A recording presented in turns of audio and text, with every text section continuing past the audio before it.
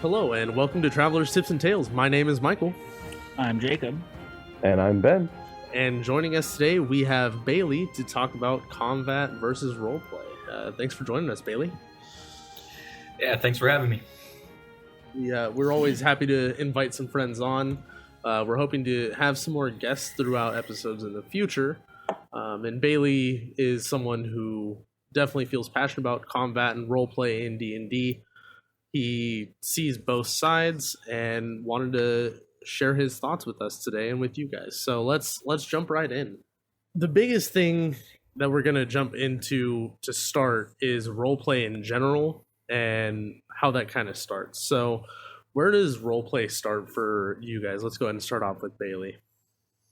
So for roleplay, it generally starts right at the beginning. As soon as you make your backstory, you kind of develop what your character is going to be, who they are as a person, and then you go from there. You start out with a fundamental belief system that they have, and that can fluctuate through what they encounter during the whole entire campaign. That's usually how I like to run things for my roleplay. Yeah, what about you, Ben? I agree with Bailey. I think the roleplay starts the moment the idea of this character starts to form in your mind. No, it does say on the front of the Player's Handbook of Dungeons & Dragons, it says this is a role-playing game. So the moment you pick up the book, the moment you even get into it, you are automatically starting the process of getting into character, getting into the game, getting into roleplay. I think it starts really as soon as you even think of playing this game. It's you are automatically involved in role playing whether you like it or not. That's my thoughts. I agree.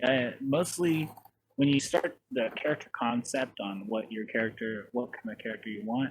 So really in the character creation, I think that's where my role play starts.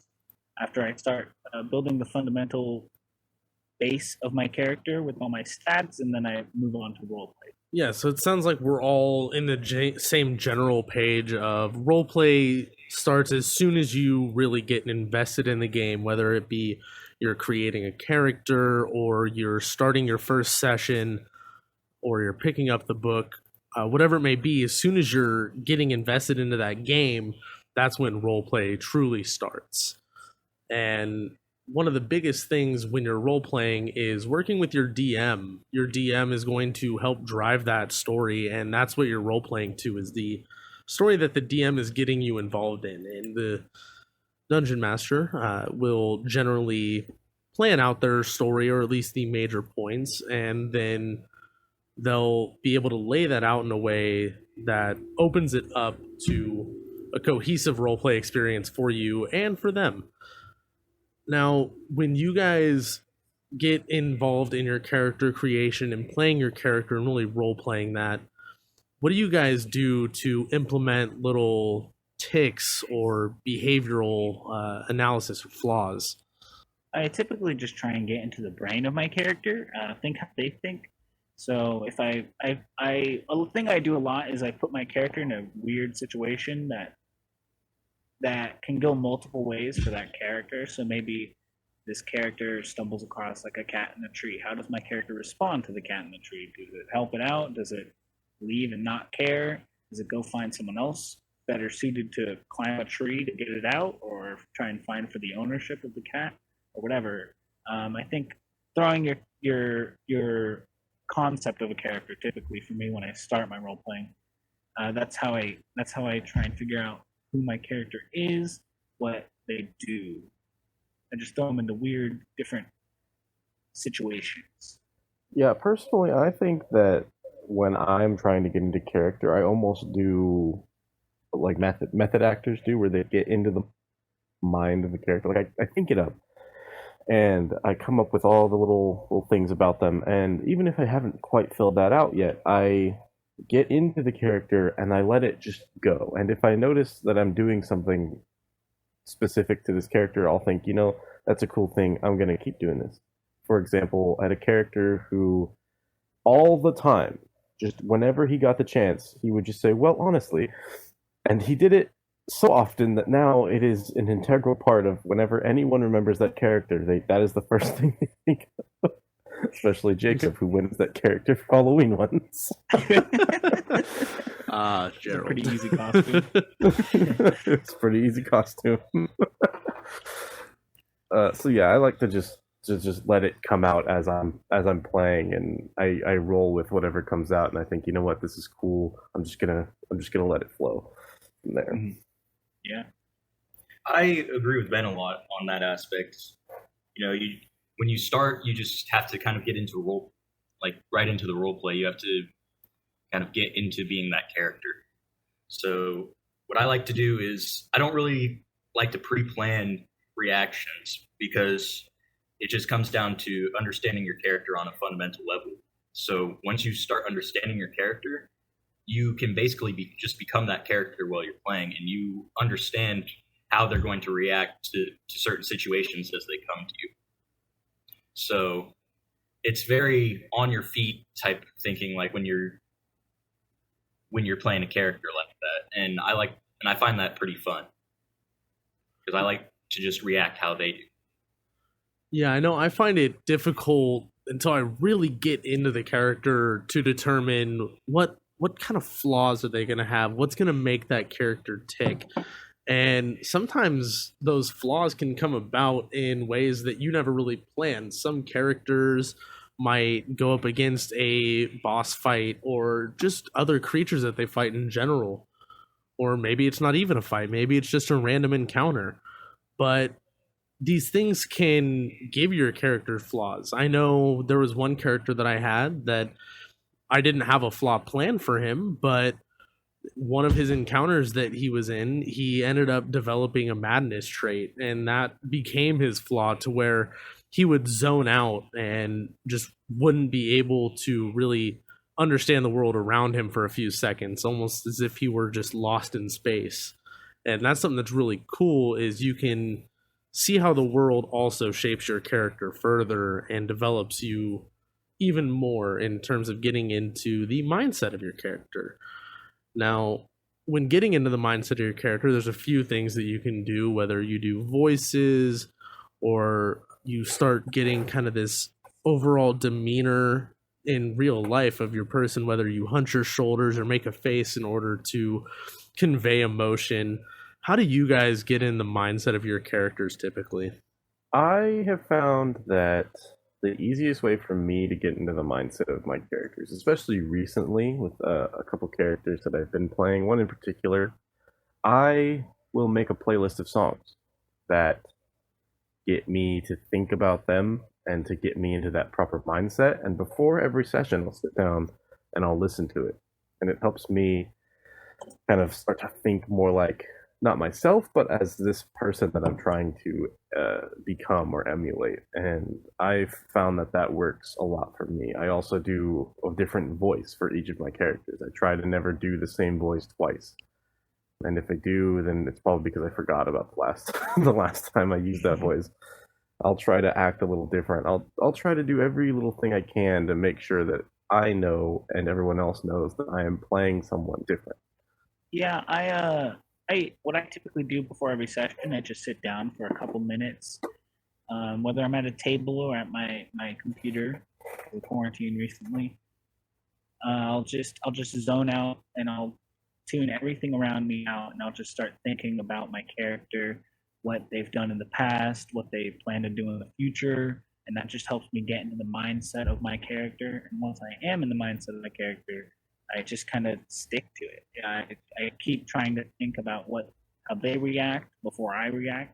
I basically just kind of push my own brain out and let my character's brain develop. Yeah, I agree to that to some point. So for me, it's really about thinking about his past experiences, all of the things that have shaped him up to this point. So all of his experiences and all the tragedy, all the happiness, that is what I try to emulate through up to this point. And I try to imagine how an actual person would react to all of those things and display that through my character. So if something really bad happens to my character, I want him to emulate that. I want that character to emulate that bad things have happened to him, but that he's he's still, in essence, a living being that feels things, and he needs to keep moving forward. Yeah, I understand that. And one of the big things with playing a character, getting into the mindset of a character, is thinking about who your character really is. So we went over earlier the flaws, the tics, the behavior, and we just went over the mindset. Now, there's another big thing is determining if your character is someone who may be mentally or physically strong versus mentally or physically weak, or even a combination of the two. And weak characters are, in my opinion at least, just as vital to the game as powerful characters, because that's when you start to get a lot of character development. You start to see where an arc can begin and where the DM can kind of help you build on your backstory. When you guys are making your characters, how much do you take into account the power level of it, whether it's powerful, whether it's more weak, strong? What do you guys sit at on that? I really like the idea of starting with a either misinformed or just immature character. I personally like being immature. I think it's fun, comedic, and just puts me in a good mood just to josh around and make jokes all the time. But then I also like the room that it gives me to be able to mold my character in the future. I can work with my TM and maybe work up a small quest that the whole party can go on where something happens to my character that just really affects them in some way, and it can totally change their viewpoint on the world, the people around them. And I think it is a lot of fun to have that room to grow. But I also like to be able to start off with a very mature and maybe wiseful or intelligent character, and then have someone else, a more simpler character, maybe one of my party members or just an NPC, be able to bring them down and humble them in some way. I think there's easily room to grow on both sides of the spectrum to find that kind of perfect medium between the two. I like toying around and figuring out how to do it. Yeah, I agree. I like to start with, when I make a character, I personally like to start with a character who has already seen or been through something either really amazing or really terrible, something that has already affected them. And then I like to let the party, my fellow players, kind of help me influence how this character is going to advance. So when I build a character, I don't think about maybe where they'll be within 10 sessions or so. I let that kind of come out on its own. Maybe your character starts out and they've been through a traumatic event, and you portray that as you go along.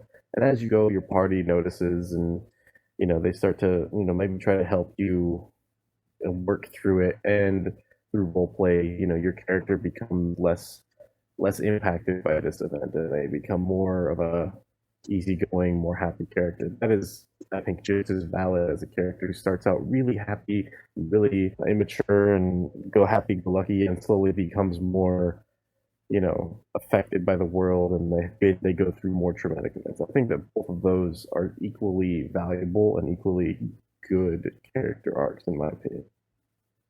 So for me, when you have a strong character, I feel like you start to develop a gap between the actual events going on around you and just your power. So what has been done to me and what I've actually implemented in my own games is introducing a force that's just so overwhelmingly powerful that it can humble all of the characters. And that's something that can be constantly on their mind, knowing that they aren't the roof. There's so much more above them that they have to work towards. And I like that a lot, because how your character reacts to being that inferior, being that much weaker, can really affect how they play in the future and how they keep moving forward.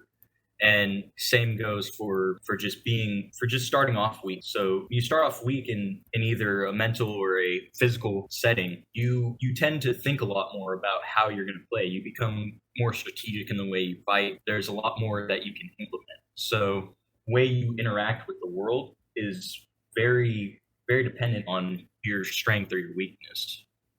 Yeah, definitely. I can understand that.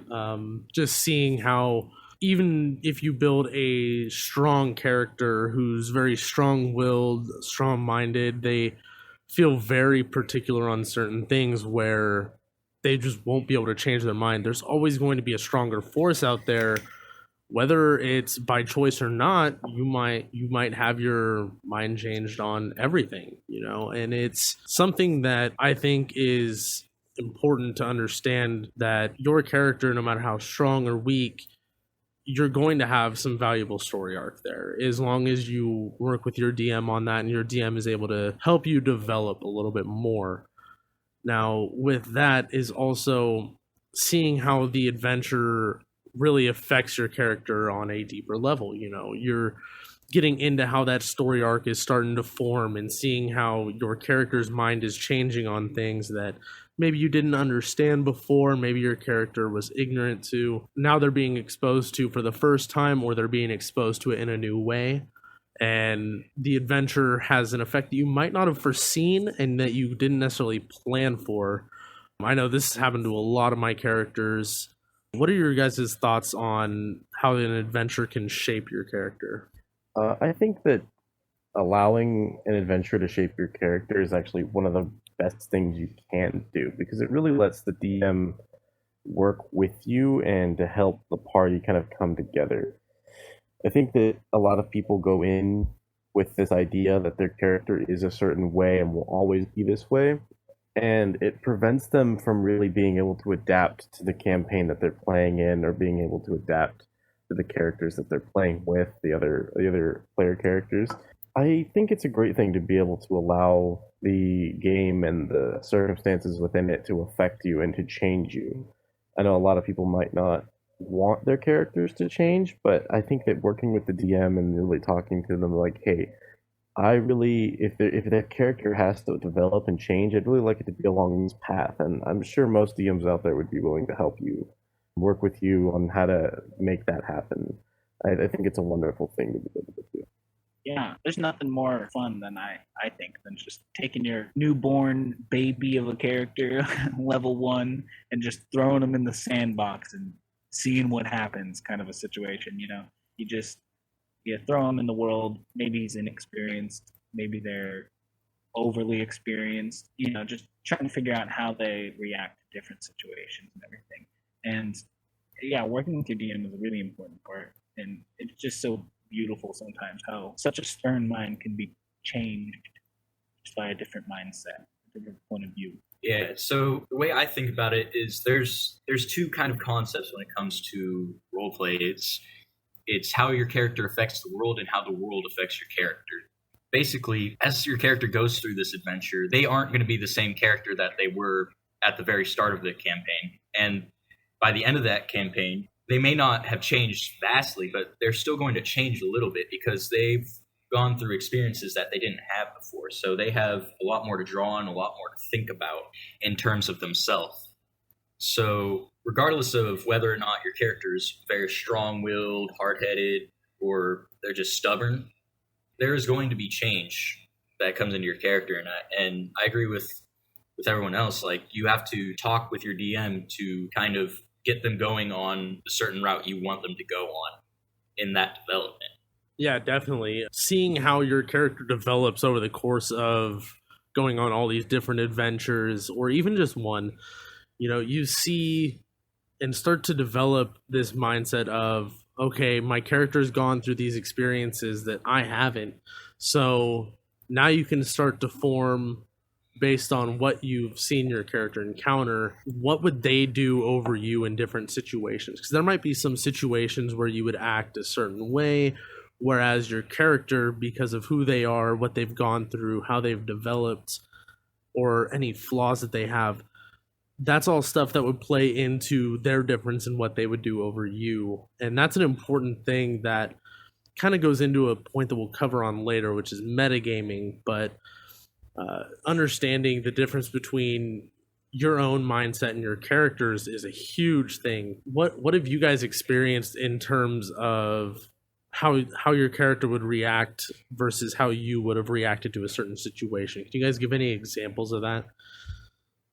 Yeah, sure. I myself, as Jacob, am a very cautious and careful person. I like to take things slow and think things through very thoroughly, and I also really love to play brash and brave characters who just barge into things and, you know, face whatever's on the other side of the door, maybe, or whatever, whatever situation, they just go in flaming, just ready for whatever is on the other side of the doorway, per se. And I think it's fun to play as both extremely brave, extremely cautious, and sometimes in the middle, on all types of characters. I think it's really fun.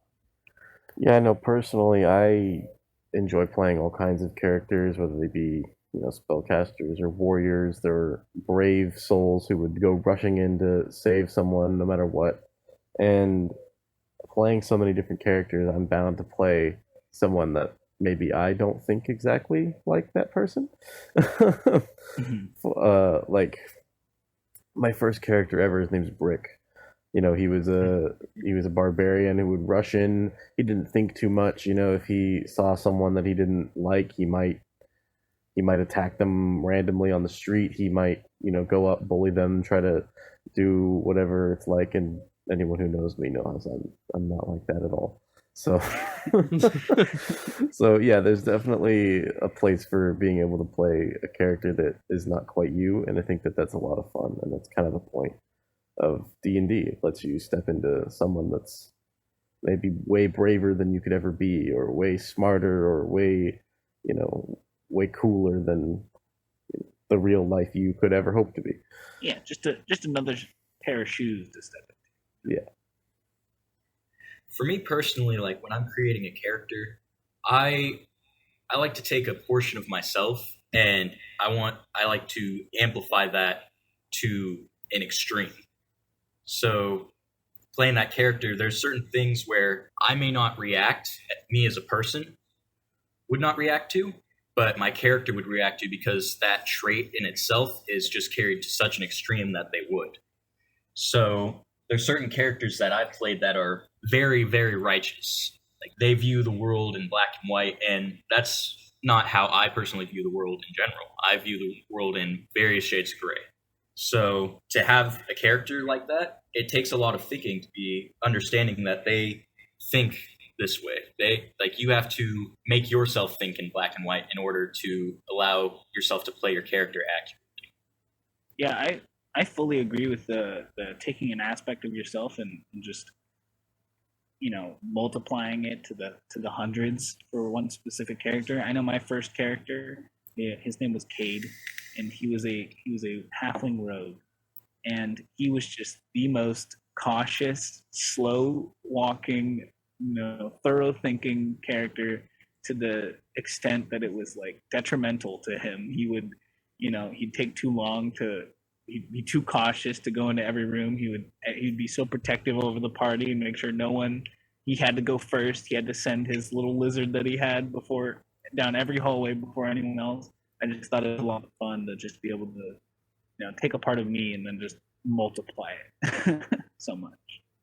Yeah, definitely. And that goes into kind of using your character as a way of reacting to situations that you wouldn't react to, as Bailey covered, that he made his characters to where they react to things that he wouldn't necessarily react to, because he ramps up the aspect of him that he utilized for that character. That's one of the big things that I've noticed, is we all kind of can see at least a little bit of ourselves in our characters, whether that be the way they think or the way that they behave or the way that they fight.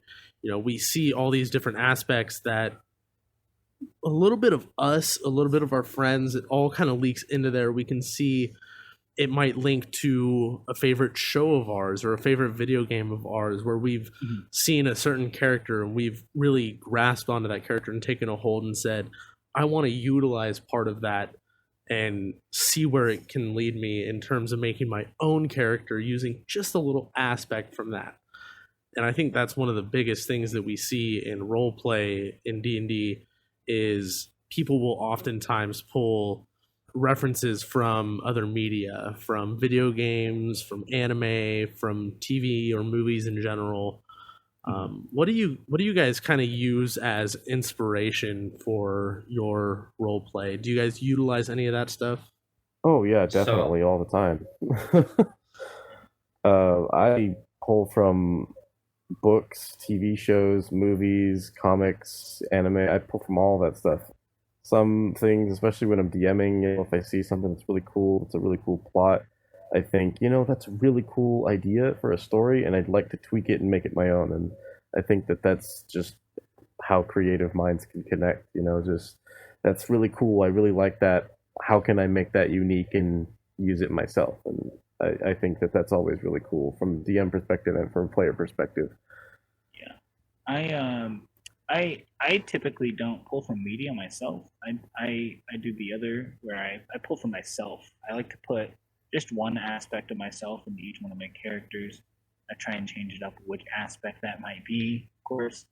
But some of them are more cautious. Some of them are very intelligent. Some of them are kind of brash and kind of a dick sometimes.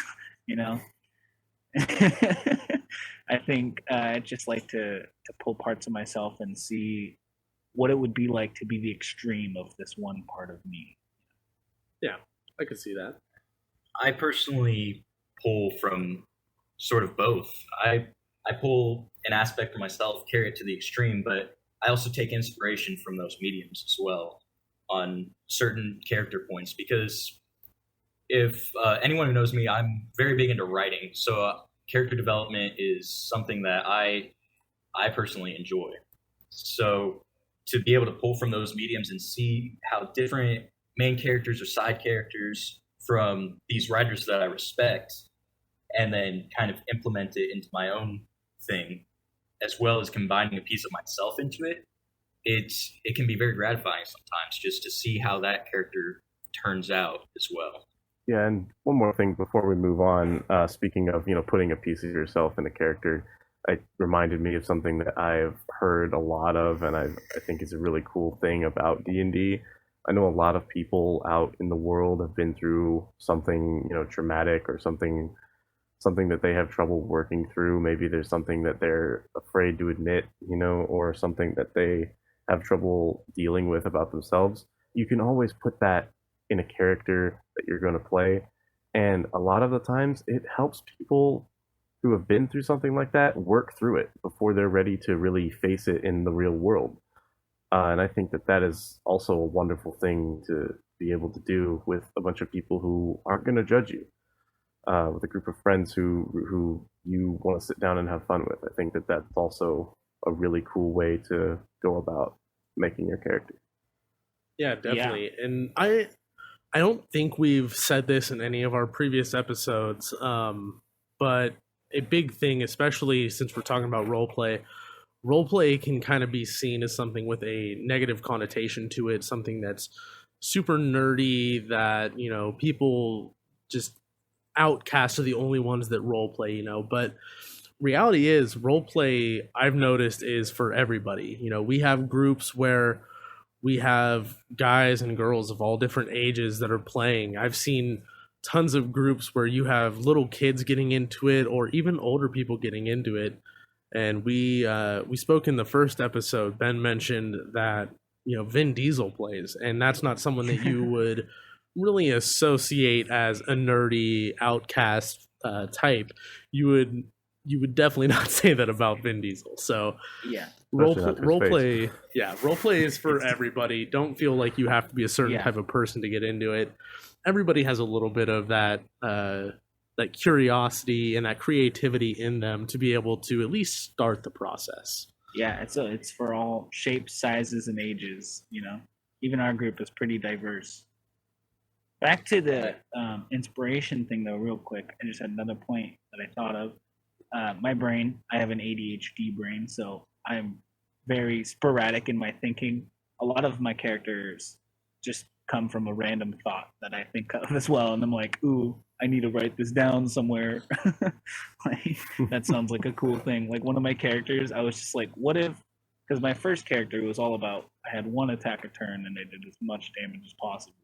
I was like, what if I had one character that literally just never stopped attacking? He rolled 18 attacks a turn. That'd be great. Like, so Spade was born. Terrible damage. Not the damage is never over 10, but he does it just over and over throughout the turn. Yes. So my boy Spade was born. As long as he doesn't miss. So one thing I also like Mike. to implement in my character as well is it's something that kind of developed for me personally as a player.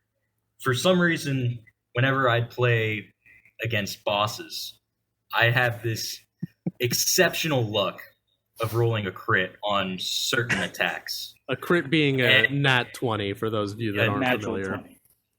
A natural 20 on the dice. And for some reason, it would be this attack that it would either finish the boss or it would just one-shot them. Mm-hmm. And so one thing I like to implement in a lot of my characters is just one attack that has a high damage dealing point to it. So that way, if it comes down to it, I could potentially end a fight like in one go. One attack that's just busted.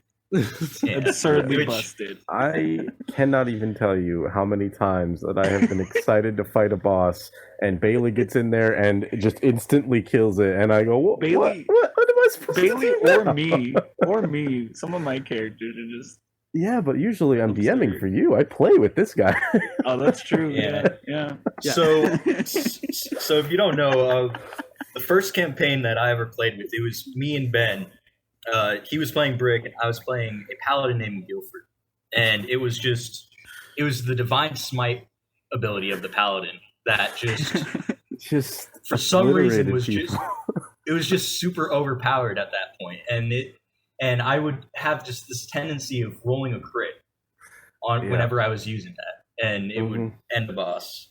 And it got to a point where it was so prolific that every time we got introduced to a new boss, my character would start, talking him up like, oh, he'll just one-shot you, he's Guilford one-shot, he you don't stand a chance against it, and then he would do it.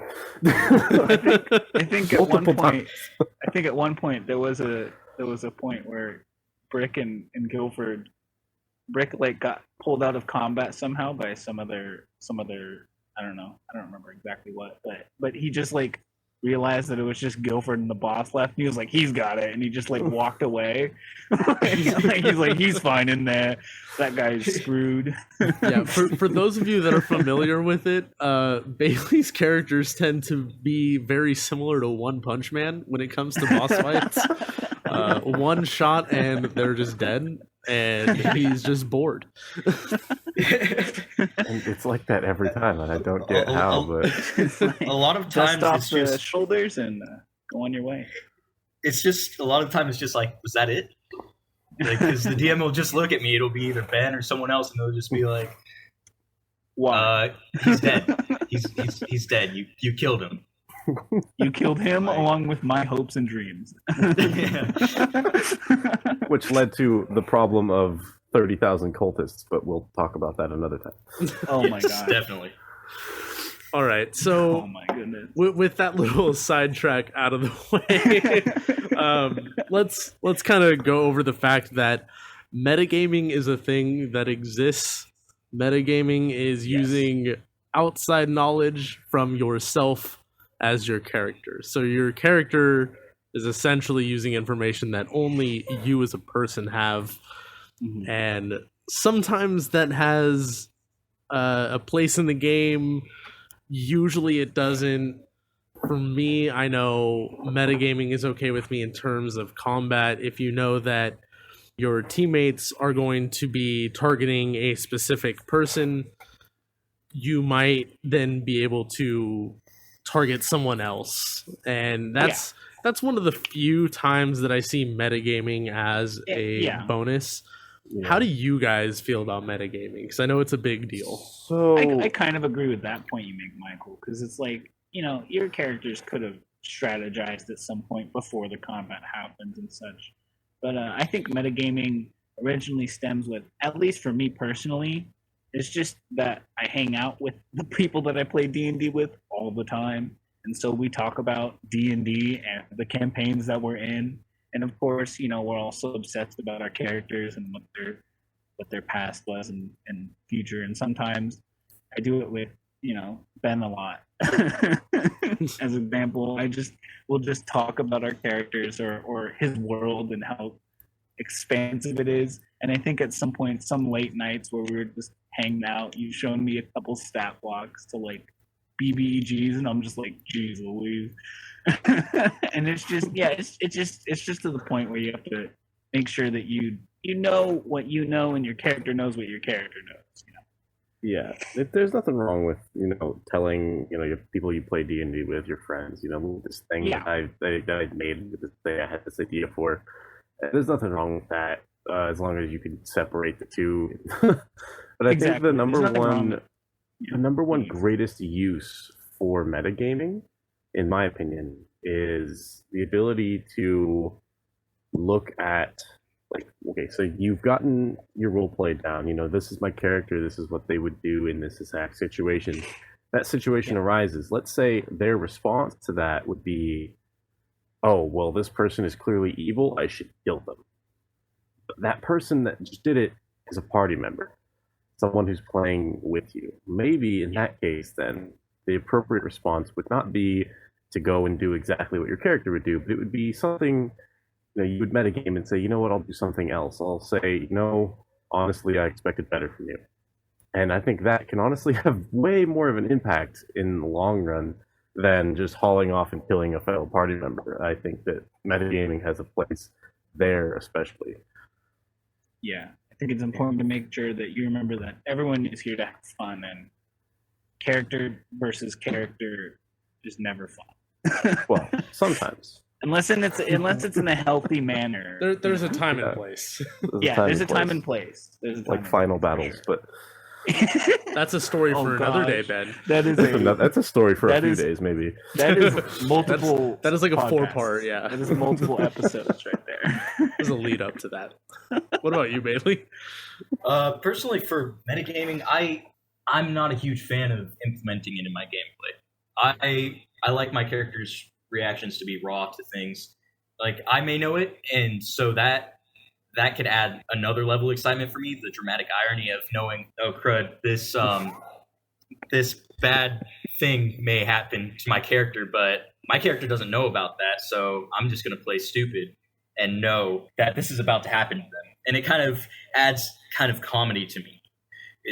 It's like, oh man, this is going to suck, but I'm going to do this anyway because this is how my character would react without knowing this information. So it's kind of going back, separating your character from you.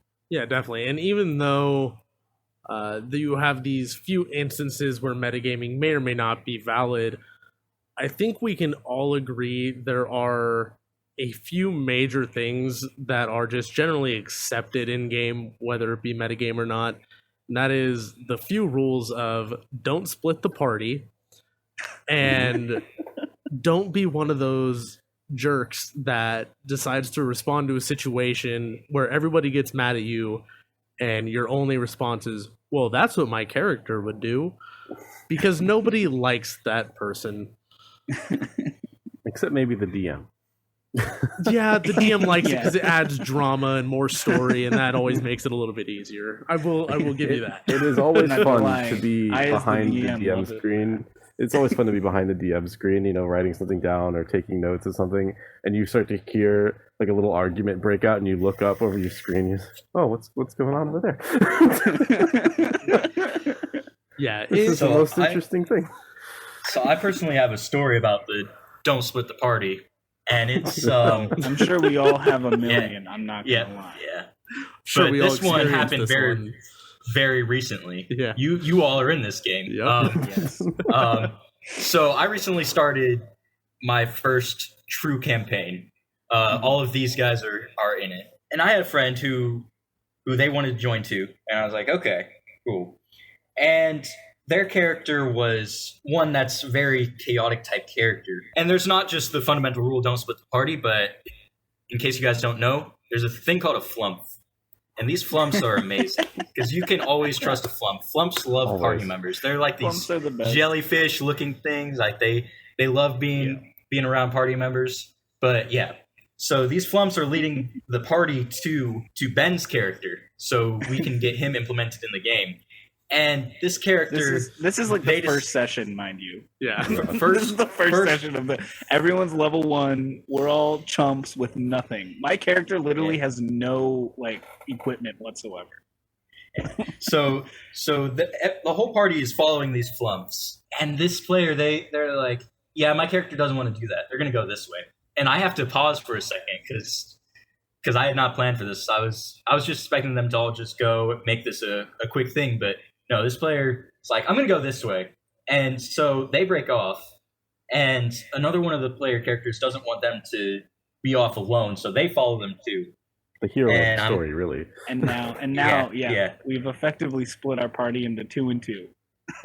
So the way I like to play my games is heavy consequences. If you decide to do something, and it's not really for the better of the party or better for the world, there's going to be consequences to it. So basically, they go off, and this is me, like, kind of first dipping my toes into DM water.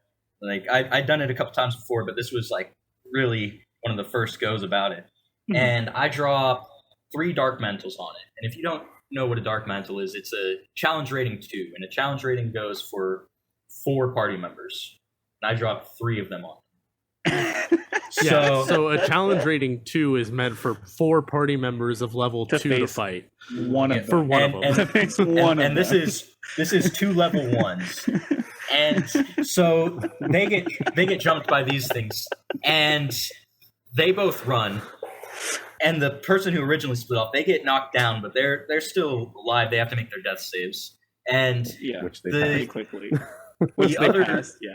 They passed them, ironically, which they should have been the one to fail them, but that's later on. The other character goes and he runs back to the party, and so they're fighting it off, and he goes down, but he doesn't say he goes down because he heroically saves the first character in the beginning. Like they take the reaction from the enemy, so that way they don't hit the other character. Yeah. Yeah, and so it's like they took. So he goes down. And then he fails all of his death saves, and he dies. Oh. The one who wanted to do the right thing and protect this person who went off, he dies. And so now I have a character death on my head that wasn't supposed to die, and the one that should have died from that didn't. And so it was just this whole big thing. Yeah. Hey Bailey. The first of many character deaths. I have something very important to tell you. What's up? Welcome to DMing. You killed your first DMing character. never goes as planned. I feel like everyone's first session, they almost kill one character. They either almost do or they do. I know my first run at DMing, I almost killed Michael's character. So I am glad that you brought that story up, Bailey. I feel like that does kind of tie into our next section of the episode here, which is combat. Combat is the second major part of D&D and role-playing games in general, because you have role-play and you have combat, and these are the 2 main components that make up 99.9% of the game in my eyes. So combat is largely based on the luck of the dice.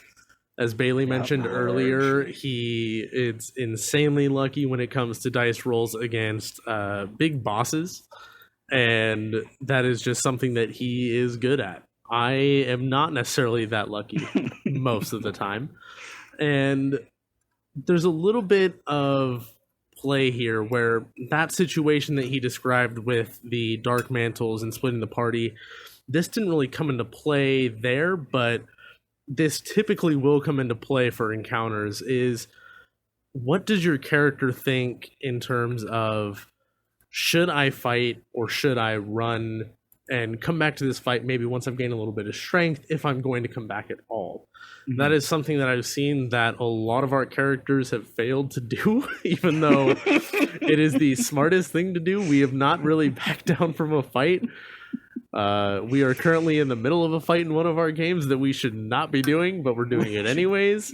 In fact, it is that same game that Bailey is running, and But just later. The same bozo characters. In Bailey's defense, we picked it. Yes, we picked did. It the was fight. nothing to do with him. We picked. You that know, I fight. feel like we pick a lot of fights. Sometimes. we do. We really do. And part of We really determining don't learn our lesson. when to fight and when not to fight is understanding why your character is fighting. If your character is someone who fights for the justice of those who are oppressed, then maybe you're not going to run away from a fight where you are doing exactly that, where you're fighting for the justice of those oppressed. What do you guys think is the big difference that'll sway you for either staying to fight or running to fight another day? One thing that takes into big factor for me and most of my characters is how much, who am I with? So am I with my party? Am I with other NPCs or strangers? How much does my character care about those people? And are they willing to stay there? Are they willing to possibly lose their life to maybe save theirs? A lot of my characters, some of them, like in that one instance that Bailey brought up, my character in that game is very protective of almost anybody. If someone needs protecting, he will be their shield. And so most fights he will not leave, or at least he'll be the last to leave. He'll make sure that everyone else can go out first. But another one of my characters is comically known for running from almost every fight because he'd rather not die today. Or tomorrow, or the next day. Or tomorrow, or the next day. Or ever. He's got plans. He's got a dinner reservation, so or something. yeah, it's something. Yeah, there's always, But yeah, a lot of it takes place into who's around that character and should he fight for them or should he run for their. Personally, for me, as much as I try not to do it, a lot of the reasons why I would either consider going into a fight or avoiding a fight involves metagaming. I know on a few occasions I've looked down at how many enemies there are, and me being a DM, knowing just without meaning to, just knowing a lot about the monsters we're about to fight, I'll think, let's see, 1, 2, 15. We should run. This is not a good time. This is not a great thing. Bailey, maybe you should run more often. Just saying. Look, man. Sorry, I'm just a little salty. Hey, Bailey, if we you won run, my that fight, character all right? gets to We won that We fight. won that fight because Hayden was I- nice. Oh, yeah, you're right. We won because the DM fudged the roll. You're right.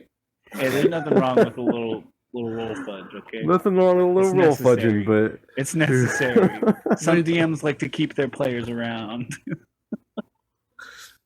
and some like to watch them die. Oh, No, Ben. No. Hey, I don't want to kill my players, but if I don't try, it won't be any fun. I do definitely feel like once anybody walks up to behind the screen, they just gain an innate power to roll better all the time. Really, though, honestly. It happens to me. It happens literally everyone here. Literally everyone in this podcast. Every time that specific person DMs, it's just like their rolls are god tier. Yeah. I just don't know if it's because there's more roles or what it is. 'Cause I don't know it's what just, it is. I think I've the never dice rolled as good know. as I have when I'm DM. Like, I've never rolled as good as I have while I've been DM. Like, I think Well, the except for dice when are you're in a aware. boss fight. well, yeah. Boss fights, that's something different. And even then, it's like miss, and then finish shot. Like, That's no in between. there's no in between. But once you understand when to fight and when not to, Mhm. if you do choose to stay and fight, the next thing is rolling for initiative, which Yes. when you're at low levels and you're not necessarily expecting it, can be a very scary phrase to hear when you all of a sudden out of nowhere hear the DM say, "All right, roll for initiative." I'm I've trembled scared every time. I'm scared every time. There I are don't some care what times I'm character- very what excited level my about it. character is. Like this big fight in Bailey's game, I'm very excited when we got to roll for initiative. But with initiative comes a little bit of a challenge because you have people that are rolling higher, they're going to go first, as opposed to people who are rolling lower, who might go in the middle of the roll or in the last place.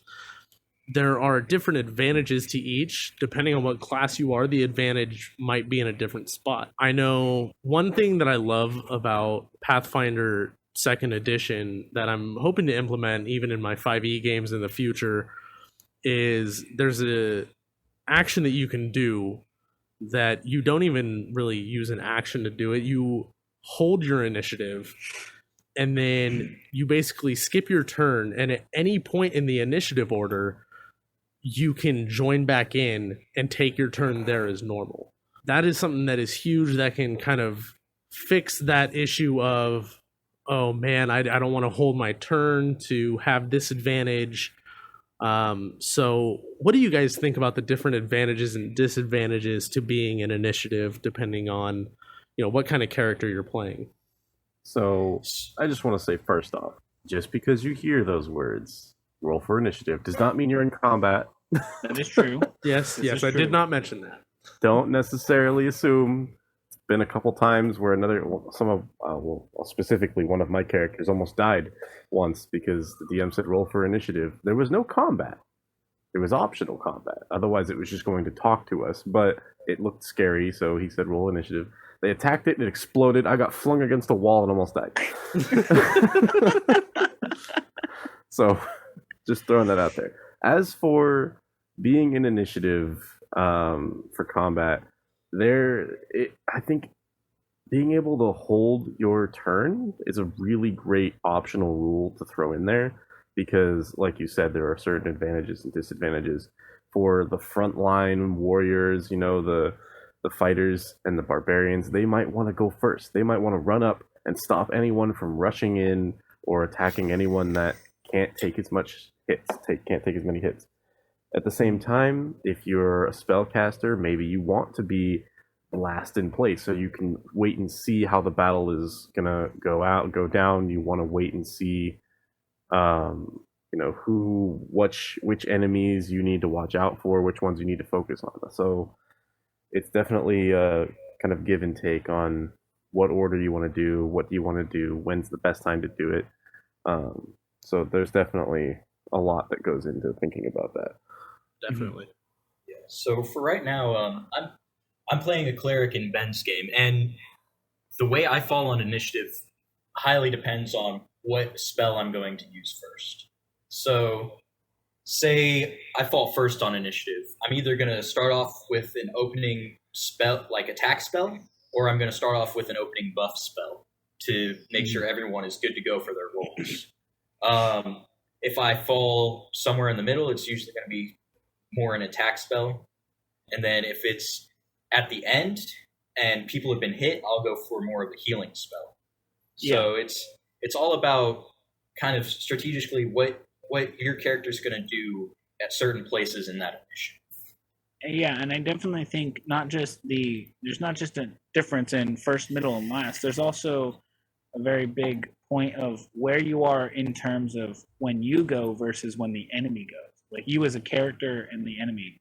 So, do you go before or after the enemy? Sure. In Bailey's instance, as a cleric, he could have a middle turn where he would most often just attack, but maybe the enemy rolled really high on initiative and he already wounded one of the vital characters. All of a sudden, a turn in the middle where Bailey would typically heal in that or typically attack in that instance is much more likely to be a healing action rather than an attacking action, And I agree with Ben as well.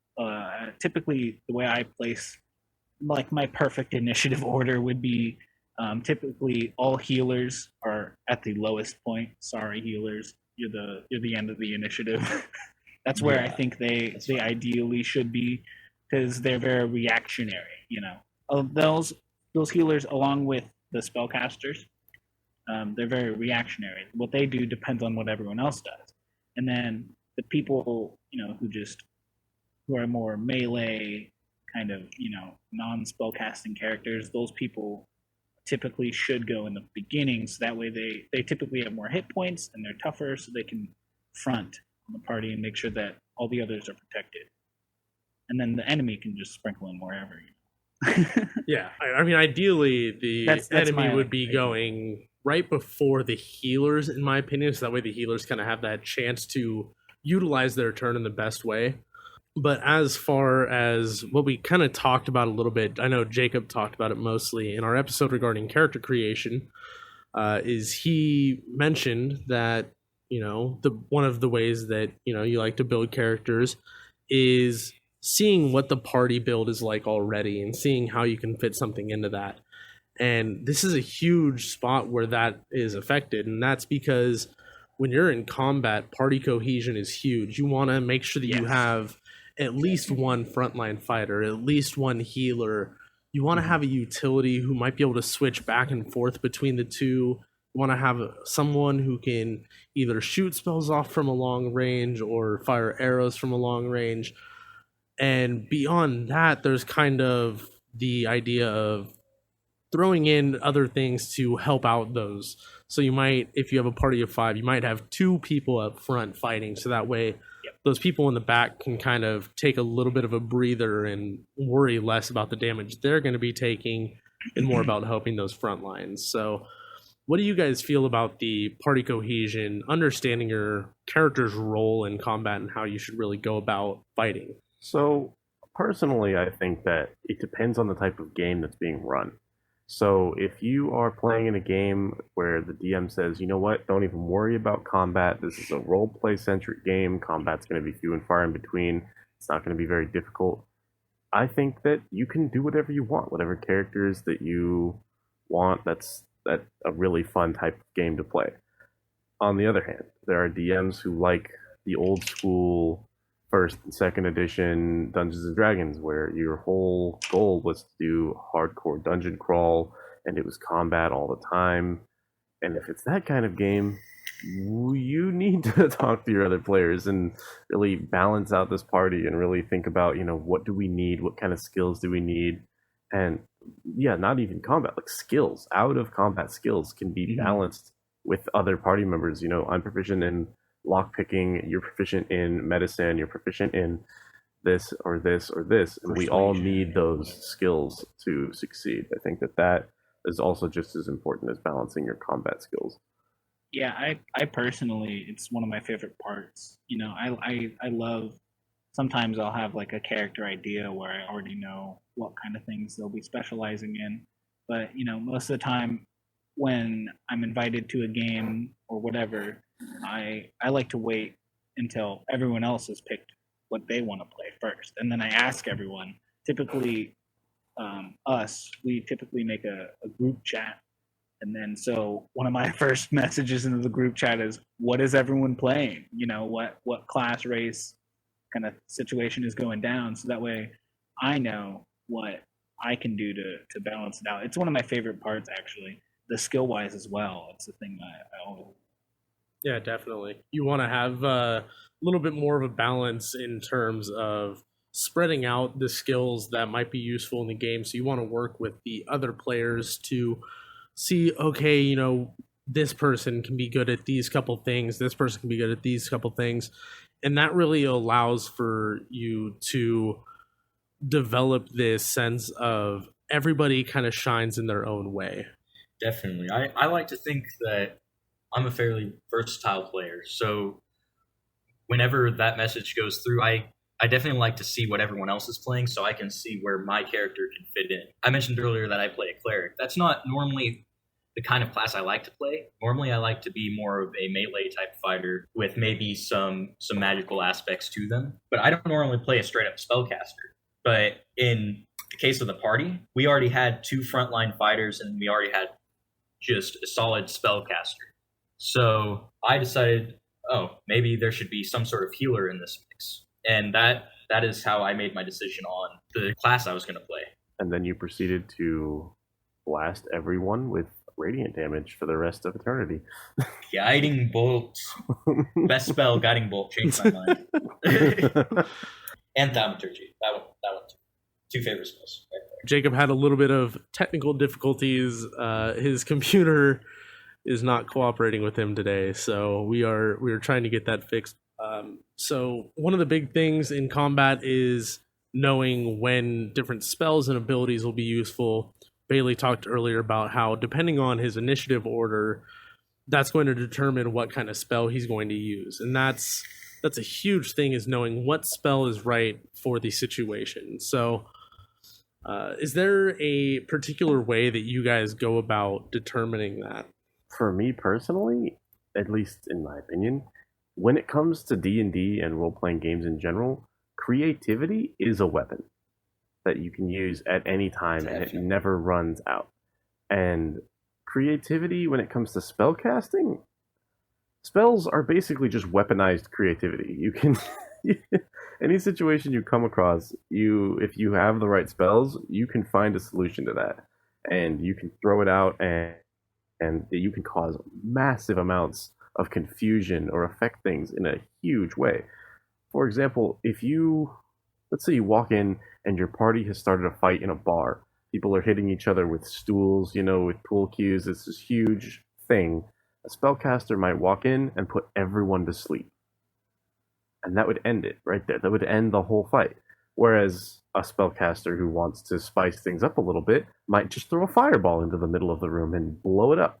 There is no limit to the amount of different ways you can approach things when it comes to spellcasting. So it really is... as a DM, it's impossible to predict, and as a player, it's impossible to predict what they might do as well. So it just really is creativity weaponized. I agree. So I mentioned the spell earlier, Thaumaturgy, and there's a lot of effects that go with the spell Thaumaturgy, but my favorite one is the amplification of your voice. So you can make your voice boom very loudly. As a cleric, I use that as kind of like talking for my god and saying and causing the people around me who may have maybe a lower intelligence, if I deem it that way, to kind of be kind of scared, like, oh crud, this guy is just called upon his god and this god is yelling at us. Like that is one of my favorite uses of that spell. And spellcasting just in general in combat, like how I decide my spells, yes, it's off of initiative, but it's also about what is needed at that moment. Clerics are very useful for that because they have some fairly hefty damage dealing spells, but they have healing spells, they have utility spells. So maybe if the party isn't rolling that well, I'll use a spell like Guidance to aid their rolls to make them better than what they're rolling at that. And if they are good, if their health is good, if they're rolling well, I'll usually end up shooting off an attack. It's just very much what is needed at that moment in time. Yeah, definitely. One of the biggest things that I've noticed is, as I mentioned earlier, one of the benefits of having a healer go last in initiative is you can have all these people going, and if nobody gets hurt within the first round of combat, you as a healer who probably have some damaging spells have the ability to then say, okay, nobody needs health at the moment. Let me see how much damage I can put out. And then once you were able to put out that damage, when the next round rolls around, maybe you do need to heal. And that's a good time to start using spells like Cure Wounds that'll heal up your teammates in a little bit better of a manner than some others. And that's really how I see the different spell timing throughout combat. And then another huge thing in combat is your abilities. You have different abilities that'll do different things. Different classes have access to them. That is something that is also going to be the same thing as spells. You have to figure out when's the right time to use them. Is there anything else that you guys wanted to add? I know that we are starting to run a little bit long here. We should start wrapping up soon. For abilities, I like to think of abilities wise as in maybe feats or class features. So features or feats, like they are something that's granted maybe instead of an ability score boost. So you can choose a feat, and this could vastly improve your combat, the way your character plays. So I know for my character, the feat Warcaster, like that allows me to keep concentration on spells even under attack, and I can concentrate on multiple spells with that. Like it is a very utilized feature that would definitely help in combat. Yeah, I think that. Oh, you're back. Jacob's I back. think, yeah, sorry about that. I think that it's very important to also point out that, you know, the resources for each spell is like Michael said, not just for spellcasters. You know, everybody has stuff. One of my things, I have a monk that I like to play, and monks have things that are called key points that basically they can redeem to have more powerful blows at different points in the combat. And sometimes I like to just charge up like a really I think he's having technical difficulties again. Jacob, I believe, was going to say that he likes to charge up his attacks in special ways, such as a Sun Soul monk would do. Yes, probably. So that is what I believe he was getting at there. Different abilities come into play with your characters to where you can do more damage or be more useful in certain situations. Yeah. I think that at the end of the day, be creative, you know, just put your heart and soul into it, and people will respond to that, and people will love your character, and you'll create memorable moments and memorable characters that people will love forever. I think that's really all it comes down to. I think just a big thing about the whole discussion between combat and roleplay is that I think that they're not so different and so apart as a lot of people see them as, you know? So I think that a lot of things in combat can, in ways, enforce roleplay. And some of the things that we talked about earlier in the episode, like all these like decisions that your character makes on when to run and when to stay, what makes them bold or cowardice or thoughtful and careful or brash, you know, all these decisions can be played into in combat. Your decisions in combat directly relate to how you as a character react to your outside world to the, you know, most basic standard. And I think that's what's beautiful about it. I mean, like Ben said at the very beginning of the episode, D&D is a role-playing game. You pick up the book and you are role-playing. It's just that simple, you know? Yeah, definitely. So with all that kind of wrapping up there, we would like to thank Bailey for joining us on this episode of Traveler's Tips and Tales. It was fun talking to you about the differences that can kind of come into play during role-play and combat. Yeah, of course. Thanks for having me, man.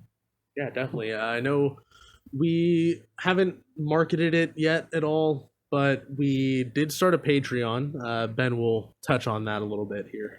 Yes, we did start a Patreon. There are many different tiers with different rewards that people can donate to us every month, and we will be happy to, you know, talk with them and do whatever it is that may be. One of those rewards is a shout out on each of our shows, which so far we have exactly one patron that we will be shouting out tonight, and that is my mom, who, as soon as she found out there was a Patreon for our show, immediately signed up. And I just want to, you know, shout out that my mom is awesome, and she is very supportive. Hi, Mom. And thank you very much. Oh, yeah. So thank you very much. And if you guys are interested, go ahead and look up Traveler's Tips and Tales on Patreon. Check out our tiers. If you don't want to donate, that's totally fine with us. You know, just listening is enough of a donation in the long run. It helps us a lot, and sharing it with anyone who might be interested is also a huge help to us. We're just getting started here, and we would very much like to see how far we can take this. Yeah, we definitely want to primarily focus on just getting this information out to you guys and hoping to share and grow this community.